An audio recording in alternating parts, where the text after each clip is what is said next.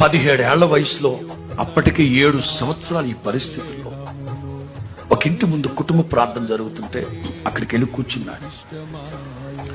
అతని వాలకం, అతని బట్టలో రక్తం.